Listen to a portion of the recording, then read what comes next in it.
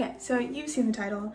You know what this video is all about. Today we're going to be talking about my fall TBR. I know that some of the fall girlies are already knee-deep in long cardigans, cozy socks, pumpkin spice, all things spooky galore.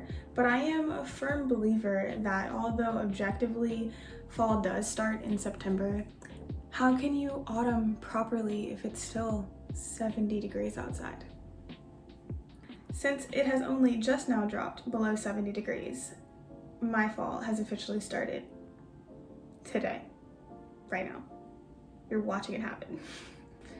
Which means that it is time for my overly ambitious, incredibly long TBR that I will probably never even get to. I'm not even trying to lie to you. Speaking of which, okay, I am a chronic mood reader, all right? I've always been a mood reader girly. That's just kind of my vibe.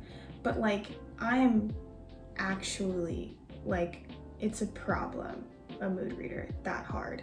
Because like, I'll be in the middle of a book and I'll be like, just not in the mood anymore. Just don't want this anymore. I'm gonna close it up, put it away, never touch it again. And then I do, I just never touch it again. And so because of that, I have never completed a TBR. I've never actually followed one all the way through. So today I'm gonna do something a little bit different. I am going to do a genre TBR. So I'm going to be breaking these books down into some genres that I'm really interested in right now, that I would really love to dive into, get to know more of, right? Give you some examples in those genres, like examples of books in those genres. But there's a chance those actual books, the specific ones I'm talking about here, never really get read. It may just be something vaguely similar that gets read. The first genre is called I Just Want To.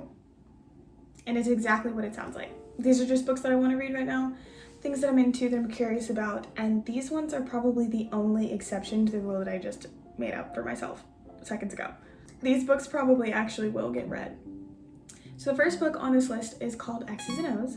You've probably heard of it before. It's not new, and I think it was relatively popular.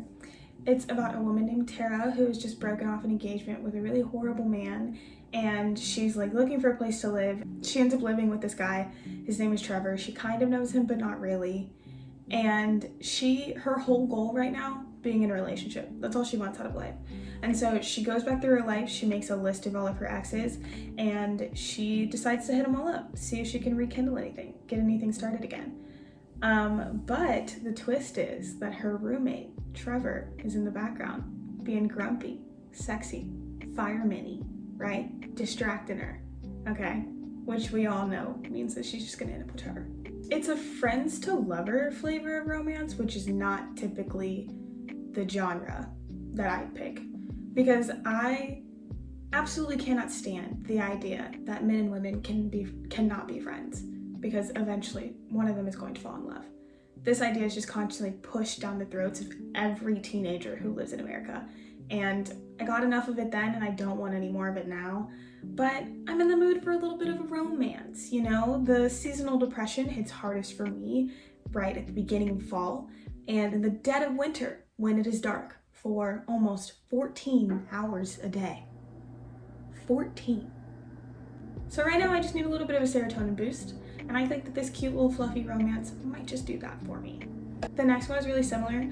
It's called Love is a Revolution. It's about our main girl, Nala, who goes to an open mic night with a friend for her birthday, and she kind of like insta falls in love with the MC, Ty. But the problem is they're like really different people. Nala seems kind of like a homebody type of person, whereas Ty is a community activist.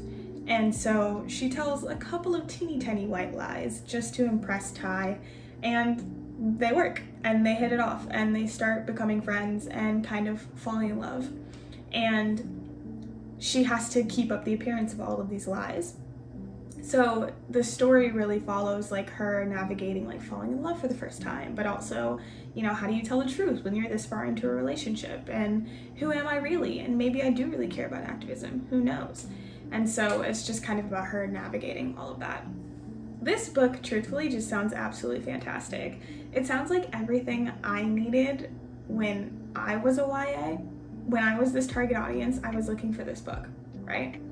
I'm just gonna read you this little blurb part of it because it perfectly explains why I'm in love with this book. So it says, in Love is a Revolution, plus-size girls are beautiful and get the attention of the hot guys. The popular clique is not shallow, but has strong convictions and substance, and the ultimate love story is not only about romance, but about how to show radical love to the people in your life, including yourself.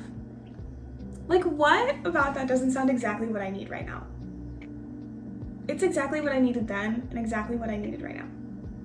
Okay, so this next genre is exclusively for books that have been on several other TBRs. They are what I like to call serial TBR hoppers, and truthfully, I have done nothing to stop them until right now. This genre is called Why Are You Still Here? So the first book on this list, I'm honestly a little ashamed that it's on this list, I'm not gonna lie to you. That is Yellowface by R.F. Kuang. Yes, I know, I haven't read it yet, guys. Give a girl some time, okay? So if you haven't heard yet, Yellowface is about a woman who has this like kind of quasi rival in like the writing world industry. They're both authors. I think they went through college together, or maybe they got their MFAs together or something. But our main character was supposed to graduate college and have all of this like success kind of right off the bat. That's what all of her mentors and people were telling her. But in reality, her rival person ends up getting all of the success, and she is still having a really hard time getting her writing career up off the ground. And so one time they're like hanging out, visiting each other, and her rival chokes on a pancake and dies right in front of her. Completely unrelated to our main character. She had nothing to do with it. But what she decides to do while the ambulance is coming is root through her rival's stuff, steal her manuscript that is incredibly secret and nobody has read it yet because this writer was so private about her work, and submit it to her agent as her own written work. And the entire story is just, oh my god, I didn't even tell you the twist.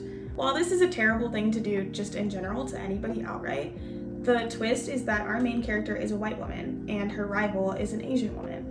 And I believe the book is something about either like Asian history or like Asian experiences or something like that. And obviously our white main character has no idea what any of this stuff is like. She has no firsthand experience of any of this.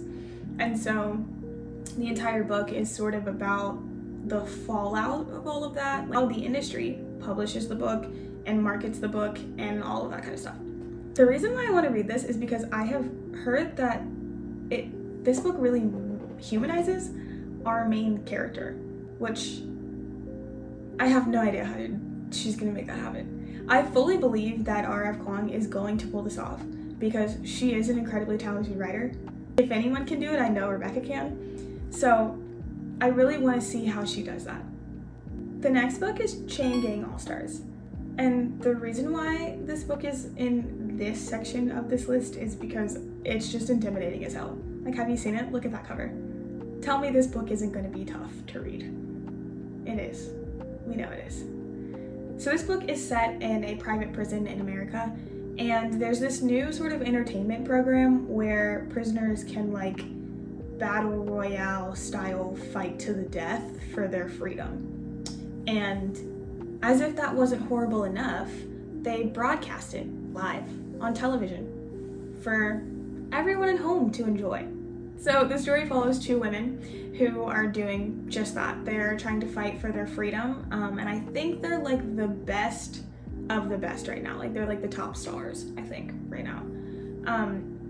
That's pretty much all I know about the story. That's really all I need to know. I'm pretty sure it's queer, and I know for a fact it's gonna have a lot of commentary on private prison systems in America and probably like the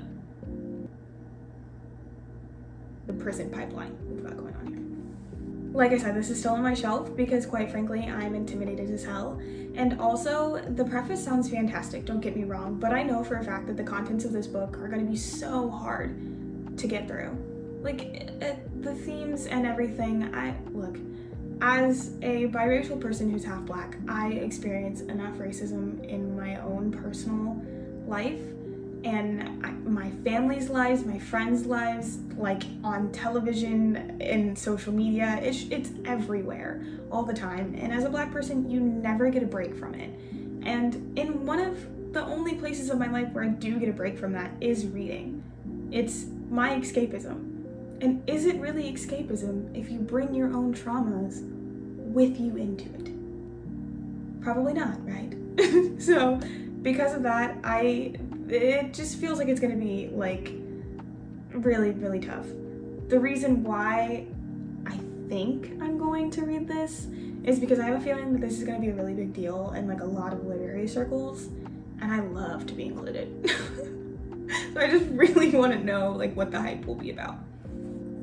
Okay, y'all, this is where we dive into a little bit of trauma, okay? Are you ready? So, I grew up in a strict Christian household, okay? And for a while there, I was drinking that Kool-Aid real hard, okay? While I have healed and processed quite a lot of trauma from that period of my life, what I haven't healed from, what I've never unpacked, and probably never will, is not being allowed to celebrate Halloween as a child, okay? And not in like the cute, like, oh damn, I like missed out on the costumes, and like, where did all that candy go? Like, not that. Nope. I'm talking about the way in which I was never exposed, like in small doses, to scary things as a child. I never built up that same like tolerance. I don't have that immunity to fear the way that Halloween kids do have. You know what I'm talking about? I don't have that, okay? I was never given that opportunity to even start building it, and now as an adult is way too late. Everything is way too scary. Way too scary. Essentially, all that has done is make me into a giant baby, okay? Everything under the sun scares the shit out of me, to the point to where like I sob. Like I hate being scared. Like it viscerally makes me angry when I'm scared, okay? And then that anger turns into tears, and then it's just all downhill from there. This makes me sad in a way because I watch the thriller and horror girlies on YouTube. I see the way y'all be out here reading them horror books, reading that gore, and just living right through it and having a great time, okay? They are tough as hell, badass, and unfazed in a way that I aspire to be, okay? Alright? I want to be them. And that's why this genre is named I Suppose We Can Try. Okay, so the first one on this list is Foe by Ian Reid. I have not actually read the blurb for this because I have heard that the blurb is a spoiler for the book, which is crazy, but I'm just gonna avoid it just in case. So I'm just gonna tell you like what vague stuff I do know. I'm relatively confident that none of this is a spoiler. It's about an older couple. They live on like a farm or a ranch, something, out sort of in the middle of nowhere, not really, but kind of. One day, a man knocks on their door, and somehow, some way, the husband is taken and replaced with something called familiar company. I don't know what that means. I don't know what that's gonna look like. I don't know, okay? That's all I've got.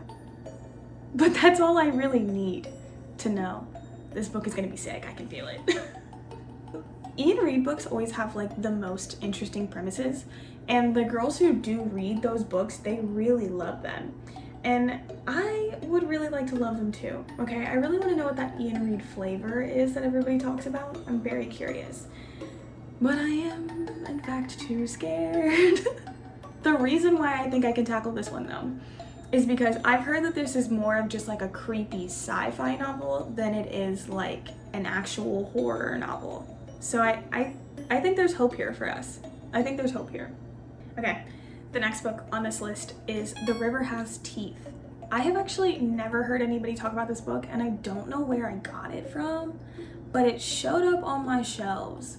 It's a library book, so I do need to return it eventually, but it looks really interesting, okay? It follows two girls who live in this small town where girls are going missing in the woods at night. And one of the girls is Natasha, her sister has just disappeared, and the other one is Della, a girl who is rumored to be a witch. And Natasha goes to Della asking for her help. She thinks that the magic will help her find her sister. And Della has a secret. She thinks that the monster taking the girls is her mother, who has turned evil from using bad magic. Doesn't that sound so good? That just sounds so good, right? Okay, so this is a YA mystery novel. Okay, you heard that right. A YA mystery novel. Why am I scared to read a mystery novel? This is a YA mystery novel that looks a little bit on the creepier side. In keeping with all of the other books, honestly, this one's on the list and I want to give it a shot because I'm relatively confident, considering it's a YA novel, it should be like PG-13, like TV mature, right? I can probably handle that. This next genre is perhaps my favorite genre in the entire literary bookish world, okay? And that is people of color sneaking their way into genres where white people just never expected them to be there. I love that. There's just something about, you know, POCs just showing up in a place where white people are like, oh, whoa, didn't think you'd be there. But here we are. Okay, so for both of these books, I'm just gonna read you the blurb because the blurbs explain so much better than I could ever, which is exactly the point of a blurb. So yeah. The first one is called Lucky Red, and the blurb reads like this. It's the spring of 1877, and 16-year-old Bridget is already disillusioned when she arrives penniless in Dodge City, with only her wits to keep her alive. Thanks to the allure of her bright red hair and country girl beauty, she's recruited to work at the Buffalo Queen, the only brothel in town run by women. Bridget takes to brothel life, appreciating the good food, good pay, and good friendships she forms with her fellow sporting women. But as winter approaches, Bridget learns just how fleeting stability can be. With the arrival of out-of-towners, some ominous and downright menacing, others more alluring but potentially dangerous in their own ways, including a legendary female gunfighter who steals Bridget's heart. Tensions in Dodge City run high. When the Buffalo Queen's peace and stability are threatened, Bridget must decide what she owes to the people she loves and what it looks like to claim her own destiny. Shut the fuck up. Like, come on. Are you kidding me right now? It's a Western novel. A Western novel. Written by a POC. Isn't that so cool? That's so cool. I've never read a Western novel and I've never ever wanted to before. And I'm convinced this book solely exists to let me enjoy all the fun, exciting parts of a Western novel without making me want to yak at how white and male it is. I can't wait. It just like, it's queer, it's feminist. It has a brothel in it run by kick-ass women. Are you kidding me? Hell yeah. Sign me the fuck up. I'm so excited. This one, I'm going to read this one. I already know this is good. I mean, have you ever heard of anything like that? Like, have you ever heard of a book like that? I haven't. Last book on this list is called Vampires of El Norte. Okay, so here's the blurb. As the daughter of a rancher in 1840s Mexico, Nina knows a thing or two about monsters. Her home has long been threatened by tensions with Anglo settlers from the north, but something more sinister lurks near the ranch at night, something that drains men of their blood and leaves them for dead, something that once attacked Nina 9 years ago. Believing Nina is dead, Nestor has been on the run from his grief ever since, moving from ranch to ranch working as a vaquero. But no amount of drink can dispel the night terrors of sharp teeth. No woman can erase his childhood sweetheart from his mind.